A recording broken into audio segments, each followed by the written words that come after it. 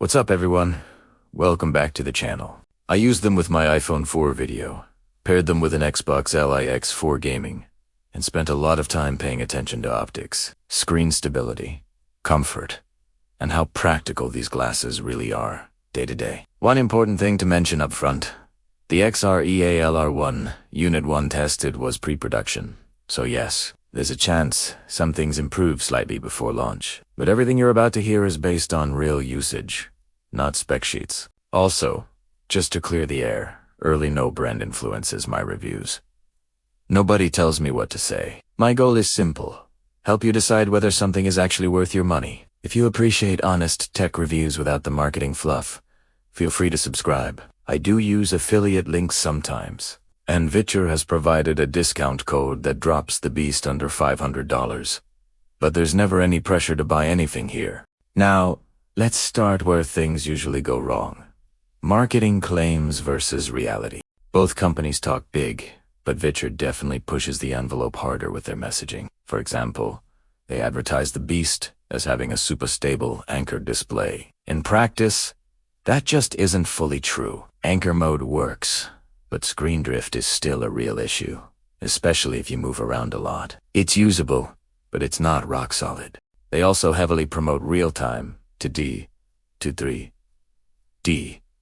conversion. On iOS, that feature actually works pretty well and can be genuinely fun depending on the content. On PC though, it's a different story. Unless you're running a powerful desktop GPU, immersive 3D is basically unusable. Laptop GPUs, even high-end ones, struggle badly. Ironically, an iPhone handles this feature with barely any power draw, which really highlights how unoptimized the PC side still is. Another big claim is the full metal frame. That's simply not accurate. After getting a proper material breakdown from Viture, the reality is a hybrid design. The hinges and main frame are metal, but the temple arms are plastic composites designed to flex. The area above the lenses is also plastic, which actually makes sense, because that section gets extremely hot during use. Metal there would be uncomfortable fast. Plastic itself isn't automatically bad. Plenty of durable tech uses it. The concern comes from Viture. It's the past models like the Luma series, which had cracking issues. The Beast is clearly designed to fix that. And so far, after about 25 hours of use, mine has held up fine. Still, long-term durability is something only time can answer. On the XReal side, the messaging is more honest, but still needs context. Yes, the R1 supports a 240Hz virtual display, and technically that's correct. But there's a big catch. If you're using a phone or handheld device, the 240Hz mode runs at half resolution. To get full 108p at 240Hz, you must use the dock with HDMI or DisplayPort input. Without the dock, you're not getting the full experience. So if your plan is high refresh rate, esports gaming, the R1 can absolutely do it, but only if you're willing to invest in the full setup.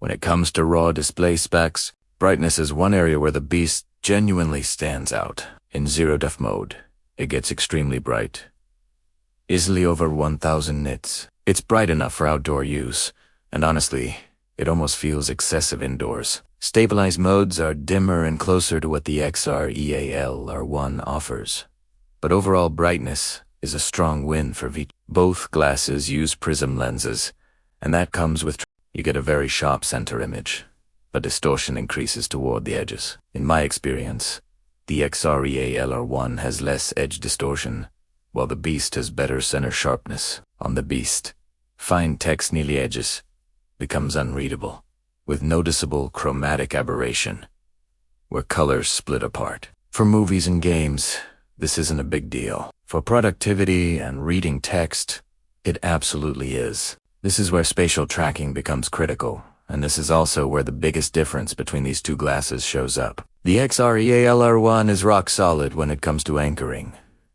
I used it for long sessions without noticing drift. The same was true for the R1 Pro in earlier testing. Occasionally, you may need to recalibrate, but it's rare and quick. The Viture Beast has improved a lot with recent firmware updates, but drift is still there. If you're sitting still, it is mostly fine. If you're moving around, cooking, walking, shifting positions, the display can slowly slide out of place. Side view mode becomes the saving grace here.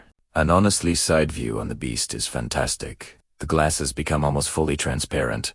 The display moves to the side, and you can still clearly follow what you're watching while being fully aware of your surroundings. This is one of the most practical features Viture has ever implemented, and I ended up using it way more than I expected. Both glasses offer similar viewing modes: locked view, smooth follow, anchor, ultrawide, side view, and 3D. The menus are nearly identical, which is interesting in itself. But where the Beast pulls ahead hard is controls. The Beast has more buttons, more historias, and more customization. Short presses, long presses, double taps. You can trigger up to 14 different actions without opening a menu. You can resize the screen, recenter it, change brightness, switch modes, activate 3D, and more. All from the glasses themselves. Once you memorize the controls, it feels incredibly powerful.